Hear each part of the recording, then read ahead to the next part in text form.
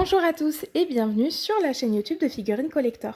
Depuis quelque temps, la marque McFarlane nous propose toute une série de masques de Batman, que ce soit tiré du film de Burton, d'Arkham Asylum, de la série animée ou encore de Batman Begins. Donc vous l'aurez compris, elle balaye très large et c'est une collection assez sympa. Donc je voulais vous montrer leur dernière sortie en date dans cette série. Donc le masque qui me fait face, lui, il est tiré The Dark Knight de Christopher Nolan et il ouvre les portes vers un nouveau format dans cette gamme, puisque si toutes les précédentes statues de cette série étaient au format 1/3, celle-ci c'est la première à sortir en taille réelle. Par contre, elle est toujours réalisée en PVC. Ce que je vous propose, c'est qu'on la déballe et qu'on voit ce que ça donne à ce format-là.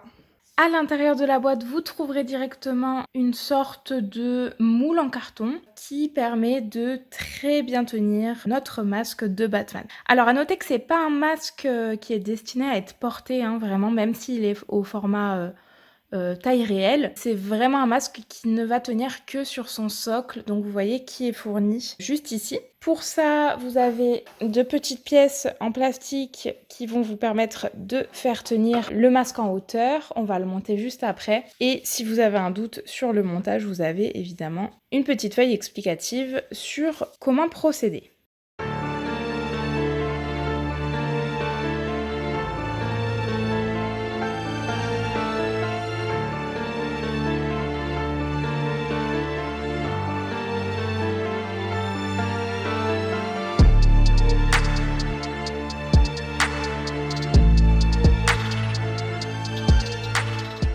Voilà notre masque une fois monté. Donc comme vous avez pu le voir en vidéo, il est très simple à monter. C'est vraiment juste deux bouts de plastique à enfoncer dans le socle et à raccorder avec les petits trous juste en dessous du buste. Très simple à faire, n'hésitez pas à jouer avec les petits morceaux de plastique pour que ça rentre bien. Ça tient également très bien, j'avais un petit peu peur que ce soit pas très solide mais en fait ça l'est. Et quoi dire de plus, je trouve que le rendu est pas mal du tout. Alors il faut savoir que sur le masque, vous n'avez vraiment aucun ombrage. Je pense que vous le voyez à la caméra. Mais ce qui va être sympa, c'est vraiment de retrouver ces petites textures là entre, vous voyez, je vous montre sur l'avant, ce sera peut-être plus parlant.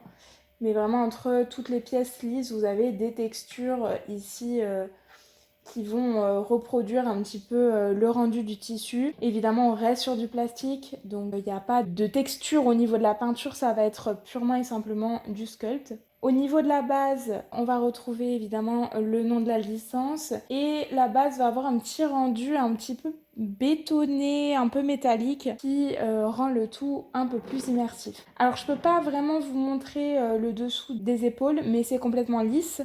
Les seuls endroits où il y avait quelque chose qu'on pouvait voir, c'était juste à l'emplacement pour mettre les petits morceaux de plastique qui permettent de surélever le masque et de le tenir. Sinon, tout ce qui dépasse, c'est complètement lisse, donc vous n'aurez pas de soucis avec ça. Je sais pas si ça va rendre en vidéo, mais on voit également à l'intérieur comme une tige en métal qui est très discrète puisqu'elle est noire, donc pour maintenir également le casque en place. Je le trouve relativement fidèle à celui du film. C'est du PVC, donc c'est très léger, c'est facile à déplacer et surtout c'est résistant. Pas mal de petits points positifs sur ce masque.